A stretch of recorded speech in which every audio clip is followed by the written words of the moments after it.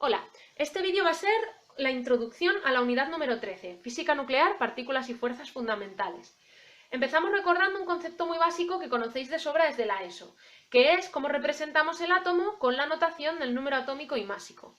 X representa el símbolo químico del elemento, Z es el número atómico, es decir, el número de protones que hay en el núcleo, y A el número másico, es decir, la suma del número de protones más el número de neutrones. Para calcular los neutrones basta con restar estos dos números y me dará los neutrones que tiene dicho átomo. A partir de ahora y en múltiples ocasiones a lo largo de la unidad voy a llamar a los protones y a los neutrones como nucleones. Nucleones significa partícula que se encuentra en el núcleo del átomo. Es decir, que a veces me interesará hablar de ellos en general sin especificar si se trata de protones o de neutrones. Bueno, ocurre algo cuando tenemos las partículas, los nucleones, por separado y cuando los tenemos en un núcleo.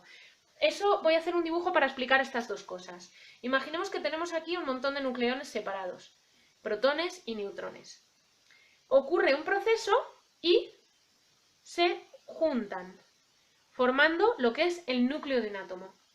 Lo lógico es que si midiéramos la masa de todos estos nucleones por separado y la masa de los nucleones cuando están juntos, es que nos diera el mismo resultado, ya que no se ha creado ni ha desaparecido ningún nucleón.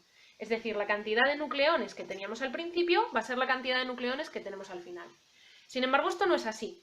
La primera vez que se midió con precisión la masa de un núcleo en comparación con la masa de los nucleones sueltos, se descubrió que la masa del núcleo era siempre inferior a la suma de todas las masas de los nucleones por separado.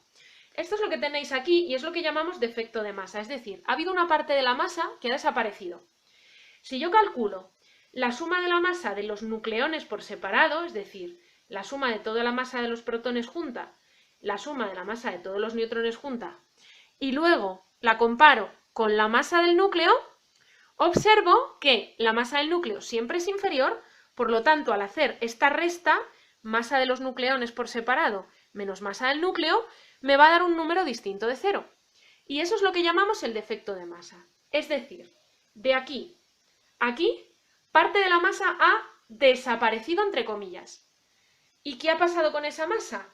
Pues que se ha convertido en energía a través de la ecuación de Einstein que vimos en el tema de relatividad. Esa energía es la que se le llama energía de enlace. ¿Por qué? Porque se libera al formarse el núcleo. Es decir, tenemos todos estos nucleones por separado. Comienzan a acercarse entre sí y forman un núcleo.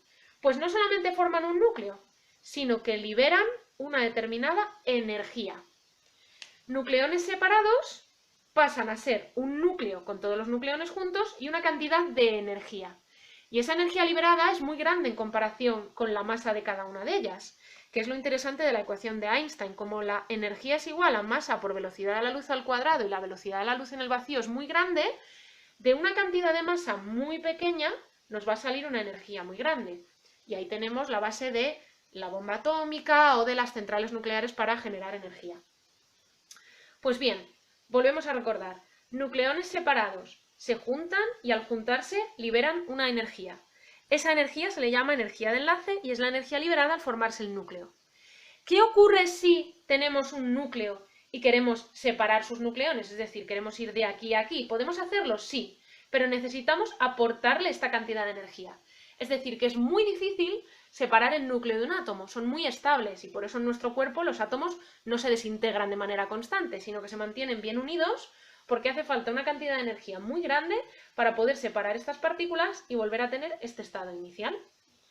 Vale, pues volviendo al defecto de masa, recordemos, es la cantidad de las masas por separado menos la masa del núcleo, me da una cantidad que se ha convertido en energía y es la liberada a la hora de formarse el núcleo.